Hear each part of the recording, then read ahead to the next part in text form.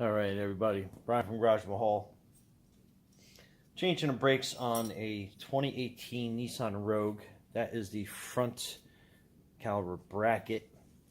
And if you haven't done this yet, you're going to know something a little bit different on the Rogues or the Nissans, or actually more of the more modern cars are going to have these. They're the little spring retention things that are going to keep your brake shoes retracting back so they don't seize up. It's more of a safety feature than anything else. But one thing I noticed is when you get a new pack, or rather when you get new brake shoes, it's going to come loose. So you got to kind of figure out how to get the spring in the right position. Well,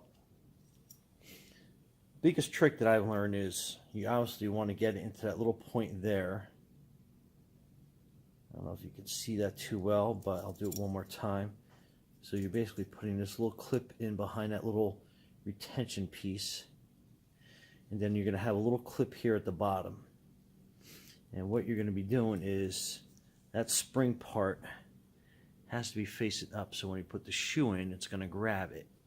But basically what I've learned is you just basically you push it, and then boom, it snaps right into that little clip here at the bottom, if you can see that. But let me see if I can't get that as close to the camera as I can. Hopefully you'll be able to freeze frame and take a better look at it. But it's got that little lip that you got to get that spring into. And simply, you just put it in there, and then you push this end in, and it'll pop right underneath there instead of trying to get it with a pair of pliers. But it's pretty simple to do. Get them out on a new one if you had to. Let me just show you one more time on this side, because this took me a little bit longer than I figured it would have. And I was using a pair of pliers initially to put them in. And once they're in here, they're actually they're in here pretty good.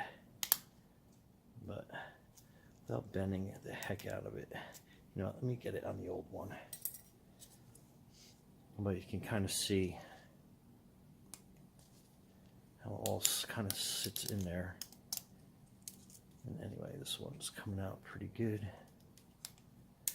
And this is if your kit was short a spring or something. Obviously you want to definitely WD-40 these down so they're nice and clean. And this thing is not coming out as...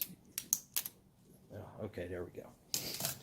Alright, so basically what you're going to be doing is you're going to be putting that little lever piece in the back of the metal, putting it here, and then when you are pushing the spring back into place,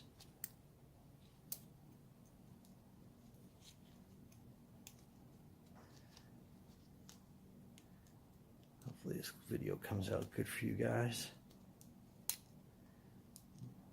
I'm going to put it down, line it up, and then basically going to push it back into place, and then boom, it pops under that little lip under there.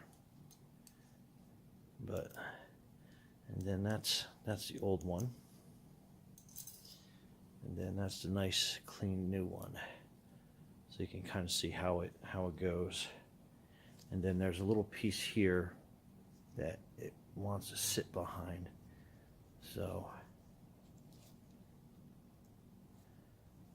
you got that other little lip that's right there as well. Detected at the side.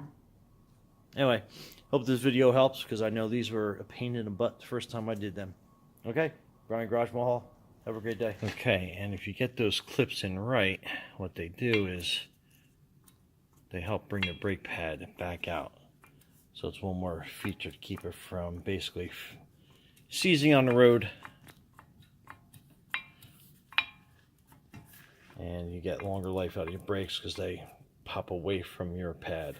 This little bottom one's got a little hung up a little bit, but you can see the spring action. Anyway, so you want to make sure that that spring goes through that little channel that they have built into these new pads. All right, anyway, hope that helps. Brian from Garage Mahal. Have a great day.